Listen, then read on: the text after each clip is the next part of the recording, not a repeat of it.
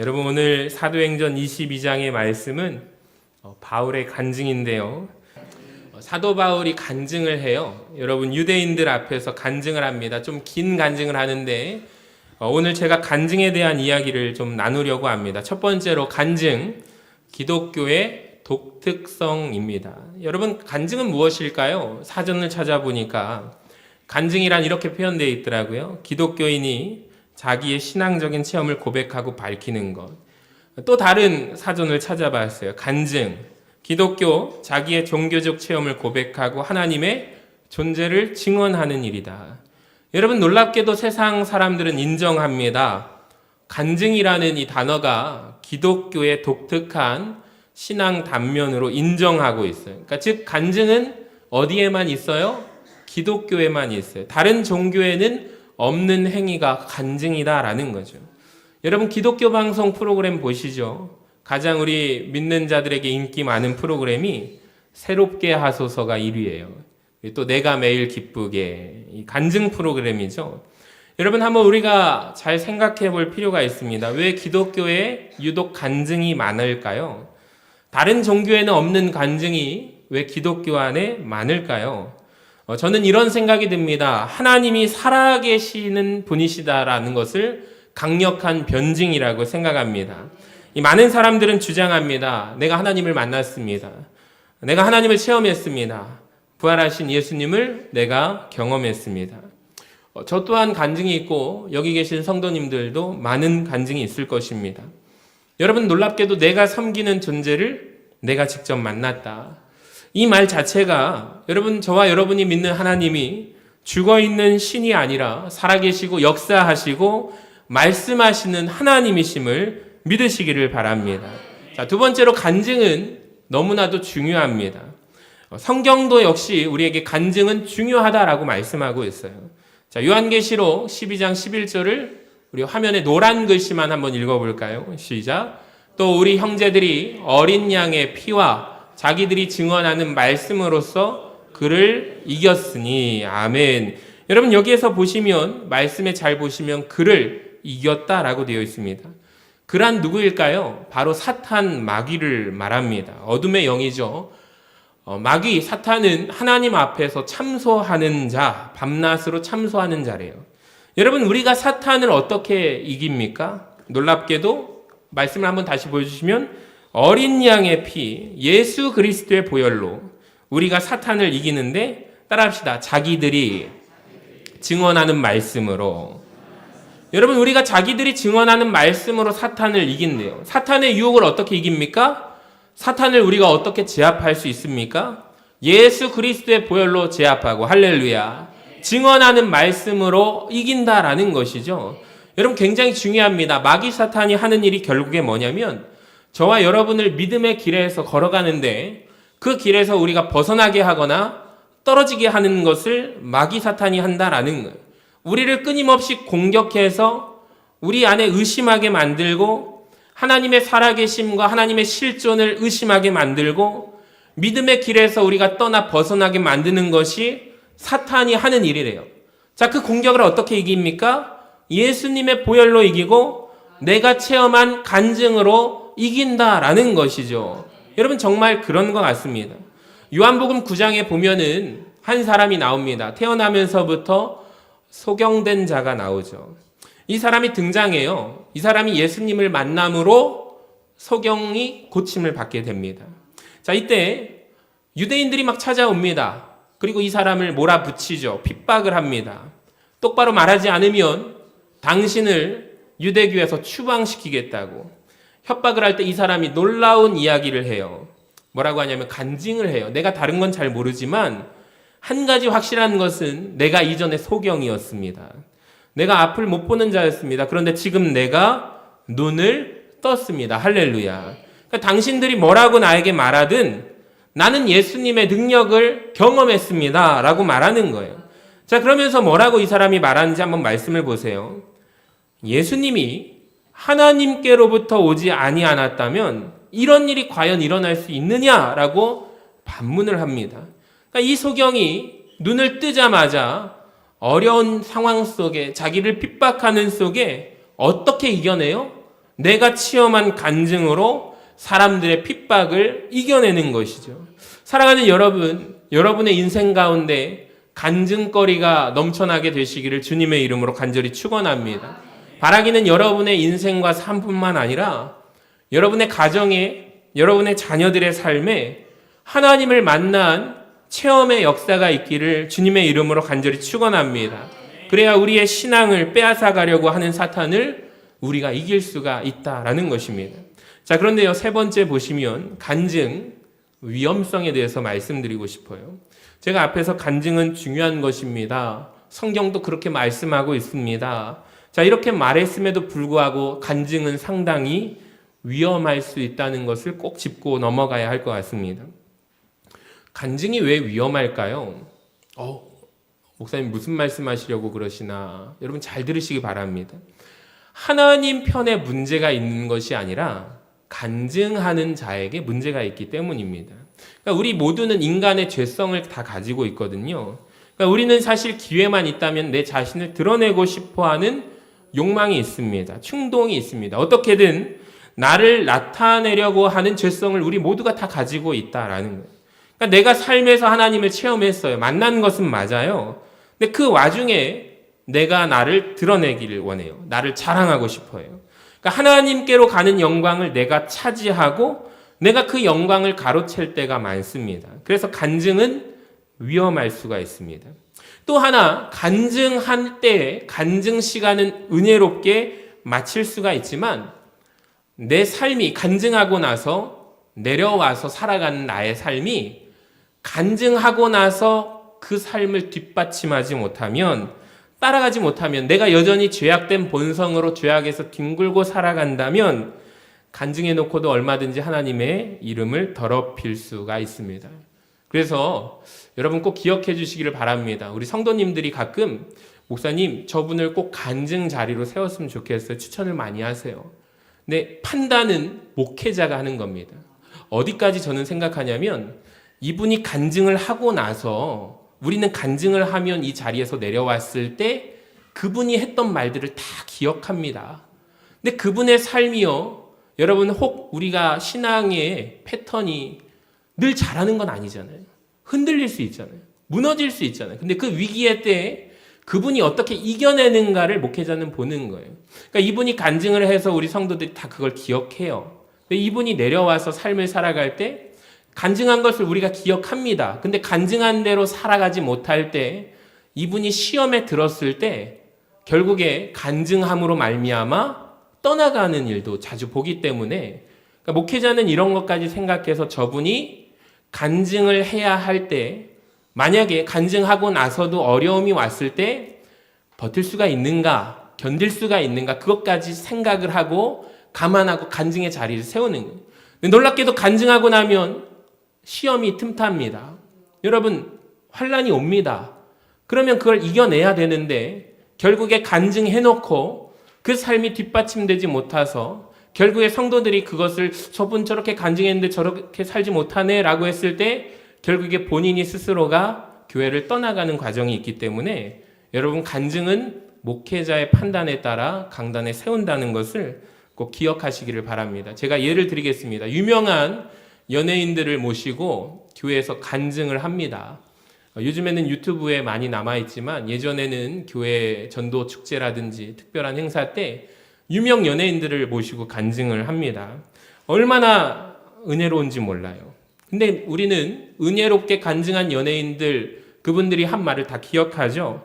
근데 며칠 뒤에, 몇 년 후에 우리가 사회 뉴스에서 스포츠 관계 신문에서 보면 그 연예인이 문란한 이성 관계로 일면을 장식하거나 마약에 빠지거나 도박에 빠지는 일을 우리가 기사로 접하게 됩니다. 아주 신앙 좋은 믿음의 부부로 알고 있는데, 크리스찬 부부로 알고 있는데 자기 교회를 잘 섬기고 특송도 자주 하고 간증 프로그램에도 많이 나왔던 부부가 어느 날 세상 프로그램 부부 클리닉에 나와서는 이런 고백을 하는 거예요. 우린 사실 사랑하지 않습니다. 결혼을 했습니다. 여러분 이혼도 아니고 자기들 마음대로 뭐라고 해요? 우리는 결혼을 졸업했습니다. 졸혼이다. 참 충격적이죠. 믿는 사람들에게 충격적인 사건이었습니다. 여러분, 그 사람들이 하나님을 안 만난 것은 아닐 거예요. 정말 하나님을 만난 것은 사실일 것입니다. 근데 문제는 뭡니까? 자기가 간증해놓고 내려와서 살아갈 때 자기의 죄성은 여전히 남아있는 그 죄악에서 굴고 있는 거죠. 그러니까 내가 간증한다고 나의 죄성이 사라지는 것은 아니라는 것입니다. 유명하다라는 이유로 내가 어느 날 예수 믿고 전문적으로 간증 집회를 다니기 시작하면 더욱더 큰 문제가 생기죠. 자기들이 가지고 있는 죄악의 문제가 미처 해결도 되기 전에 간증 집회를 다니면서 너무 유명해집니다. 상품화가 되어버립니다. 심각한 문제를 기독교 안에 불러일으키는 것이죠. 예전에 조폭 두목이었던 양은이파 조양은 씨도 어느 날 내가 예수 만났다 간증 집회하고 다녔습니다. 근데 너무 신학 공부하고 쉽게 목사까지 되어버렸습니다. 문제가 무엇일까요? 이들은 조금 더 철저한 회개의 시간이 필요했던 것 같습니다. 어느 날 유명한 개그맨이 신학을 공부하더니 목회자가 되었어요. 근데 뉴스 사회면에 어떻게 장식하는지 아십니까? 자기 아내 머리채를 끌고 짐승처럼 끌고 가서 구타하는 영상이 우리나라 영상의 뉴스에 너무나도 충격을 주었습니다. 저 사람이 정말 목사가 맞는가? 저 사람이 하나님을 만난 것이 맞는가? 여러분, 이들은 조금 더 철저한 회개의 시간이 필요했던 것 같습니다. 예수 믿었지만 내 안에 여전히 남아있는 죄악의 쓴뿌리가 있잖아요. 이것이 날마다 성령으로 거듭나서 나는 죽고 주님만 살아가야 하는데 그 과정이 생략된 상태로 너무 유명해져 버렸습니다. 그러다가 결국에 다시 옛 생활도 돌아갔죠. 조양은 씨는 다시 조폭 생활하다가 잡혀갔죠. 결국에 기독교 신앙이 우스워지고 말았습니다. 간증은 은혜롭게 했으나 그들이 가진 이 연약한 죄성의 문제가 이렇게 만들었다라는 거예요. 여러분, 또 하나 간증의 문제가 하나 있습니다. 간증을 듣다 보면 신비 체험, 특별한 체험이 많죠. 근데 여러분, 우리가 자꾸 신비한 거, 특별한 경험, 체험의 얘기를 듣다 보면 사람은 자꾸 자극적인 것을 원하게 되어 있습니다. 자극적인 간증에 익숙해져 버리면 우리가 놓치는 것이 평범한 일상 속에 녹아있는 하나님의 은혜를 우리가 못 본다라는 것입니다. 특별한 일만이 여러분 은혜가 아닙니다. 아무 일 없이 그저 흘러가는 하루가 사실 은혜 아닙니까? 여러분, 암에 걸렸다가 치유받고 회복받는 것도 간증거리 같지만 한번 잘 생각해 보세요. 암에 안 걸린 게 더 큰 간증거리 아닙니까? 교통사고 나서 내가 죽을 뻔했는데 하나님이 살려주셨다. 이것도 간증이지만 사고 안 나고 매일매일 살아가는 것이 하나님의 놀라운 은혜 아닐까요? 근데 사람들의 특별한 간증을 듣다 보니까 이런 열등감이 우리 안에 생겨요. 왜 나에게는 이런 체험이 없을까? 이게 간증이 갖는 또 하나의 위험성이거든요. 여러분, 평범하게 보이는 삶 속에 때를 따라 도우시는 하나님의 은혜가 족하다고 우리가 고백하는 우리 모두가 되기를 바랍니다. 내 삶이 간증하는 삶에 비해서 비록 평범할지라도 그 사람보다 내가 몸이 건조한 삶을 살아가고 있을지라도 매일의 삶이 하루가 하나님의 은혜임을 깨닫기를 주님의 이름으로 간절히 축원합니다. 여러분, 이것이 간증이 가진 위험성들이거든요. 간증이 가지고 있는 중요한 점도 있지만 이런 위험성을 가지고 있기 때문에 우리는 배워야 합니다. 어떻게 해야 그렇다면 간증을 잘하는 것일까요? 성경에서 배워야 합니다. 감사하게도 오늘 말씀에 바울의 간증이 드러나고 있는데요. 자, 바울이 어떻게 간증했습니까? 잘 보시기를 바랍니다. 나도 간증을 이렇게 해야겠구나. 우리가 교훈을 얻기를 원합니다. 여러분, 사도 바울의 간증을 보시면 길어요. 22장 3절부터 무려 21절까지의 긴 말씀인데요. 딱 두 가지로 갈라집니다. 첫 번째 보여주시면 우리 노란색만 읽어봐요. 시작. 그리스도를 믿기 전 나의 삶. 여러분, 22장 몇 절부터 몇 절이에요? 3, 4, 5절입니다. 어떻습니까? 깁니까? 짧습니까? 짧아요. 내가 예수 믿기 전에 이랬다. 짧습니다. 3절밖에 안 됩니다. 그 다음 2번 보여주세요. 우리 같이 읽어봅니다. 시작. 그리스도를 만난 사건. 길어요? 짧아요? 길어요. 길게 간증합니다. 그러니까 사도 바울의 간증을 보면 핵심을 알 수가 있는데 따라합시다. 예수님을 만났다. 여러분, 세상에서 성공한 것이 간증의 주제가 되면 안 됩니다. 우리의 간증의 핵심은 내가 그리스도를 만났다 이것이죠. 그러니까 바울은 예수님을 만난 간증을요, 기회만 있으면 전하고 다닙니다. 그러니까 사도행전에 보면은 예수님을 만난 간증이 똑같이 3번 나오는데 사도행전 9장과 22장, 26장에서 거의 똑같은 말씀이 반복하는 간증이 나와요. 그리고 갈라디아서 1장에서도 똑같은 내용이 거의 비슷하고요. 디모데전서 1장에 보면은 간증을 압축하고 요약해서 이런 말을 해요. 내가 전에는 비방자요, 폭행자요, 방해자였으나 내가 지금 예수 믿게 되어서 변화되었다고 말합니다. 여러분 잘 들으세요. 바울의 간증의 핵심은 내가 예수님을 만났다 이것입니다. 그렇다면 바울이 신비 체험을 안 했을까요? 했죠. 누구보다도 더 많이 했습니다. 근데 성경을 보면 바울이 자기가 했던 신비한 체험은 간증은 딱 한 번 합니다. 정확하게 말한다면 그 체험을 한 시점에서 시간이 무려 14년 뒤에 말할까 꺼냈다가 다시 쏙 집어넣습니다. 자, 고린도서 12장 2절을 보세요. 내가 그리스도 안에 있는 한 사람을 아노니, 지금 바울이 자기 얘기하거든요. 자, 그는 이 간증이 언제적 간증입니까? 14년 전에 셋째 하늘에 이끌려 간 자라. 놀라운 이야기예요. 그러니까 여러분 단지 천국을 간 정도가 아니라 셋째 하늘까지 갔다. 3층 천을 경험했다라는 것은 천국에서 가장 깊은 곳까지 나는 가봤다라는 말이에요. 어마어마한 체험을 한 사람이 바울입니다. 그런데 이 체험을 하고 몇 년 만에 말을 꺼내요?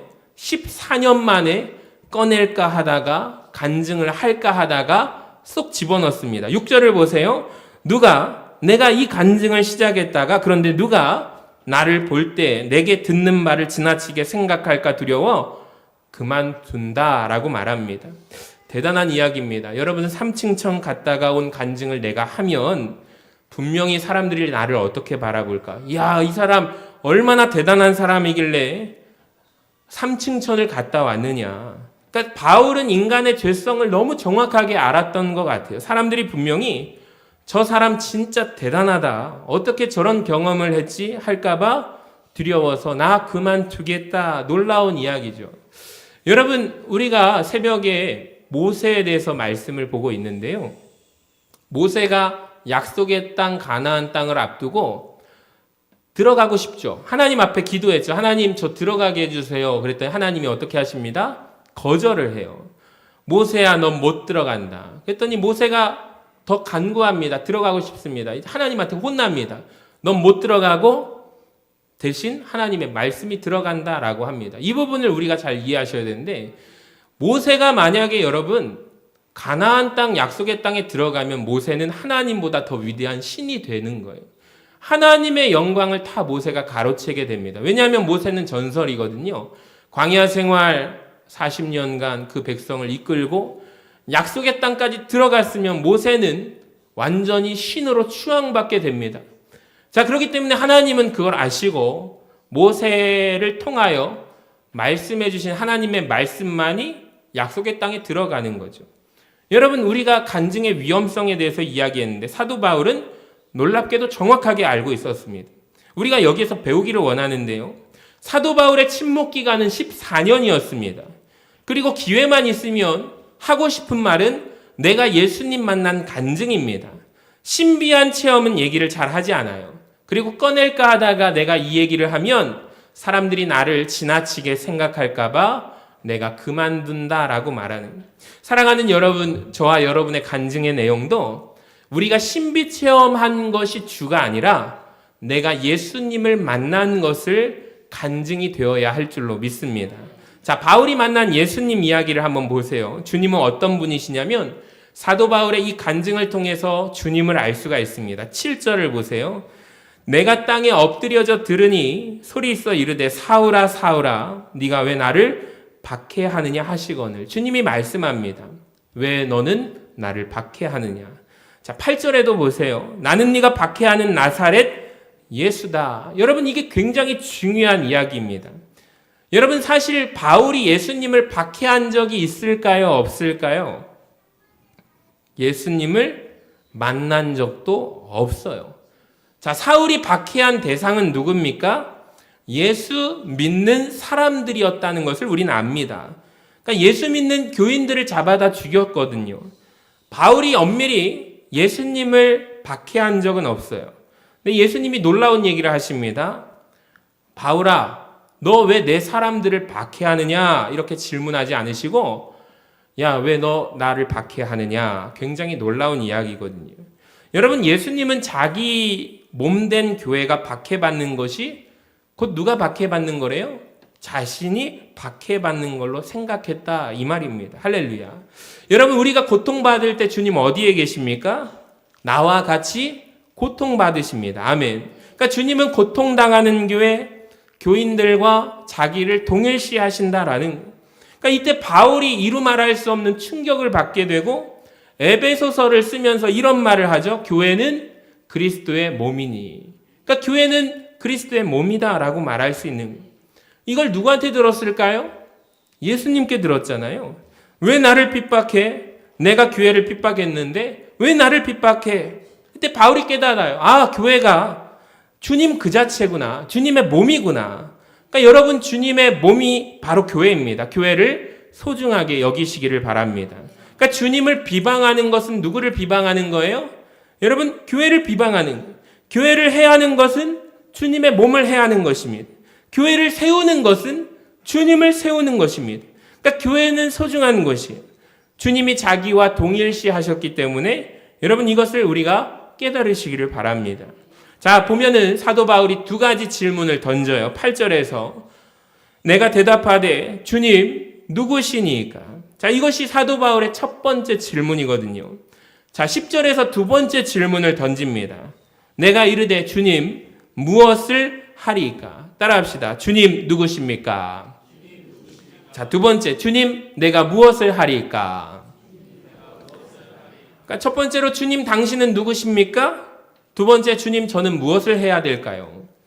이 질문에 예수님이 답을 주시는데 사실 이 질문이 우리가 평생 예수 믿는 자로서 해야 할 질문인 줄로 믿습니다. 그러니까 우리는 평생 주님 당신은 누구십니까? 물으시기를 바라고 예수님을 알아가시기를 바랍니다. 그리고 두 번째로 평생 주님 제가 무엇을 해야 할까요? 주님 앞에 질문하시기를 바랍니다. 그러니까 이 질문에 예수님께서 답을 하시는데 첫 번째 질문에는 직접 답을 하시거든요. 말씀을 보여주시면 나는 네가 박해하는 예수라 라고 말하고요. 10절에 보시면 내가 무엇을 해야 합니까? 물었을 때 우리 노란 글씨 같이 읽어봅니다. 주께서 이르시되 시작. 주께서 이르시되 일어나 다메섹으로 들어가라. 내가 해야 할 모든 것을 거기서 누가 이르리라. 아멘. 여러분 잘 들으시기 바랍니다. 사도행전 9장을 우리가 이미 봤잖아요. 사도 바울이 아나니아라는 사람을 만납니다.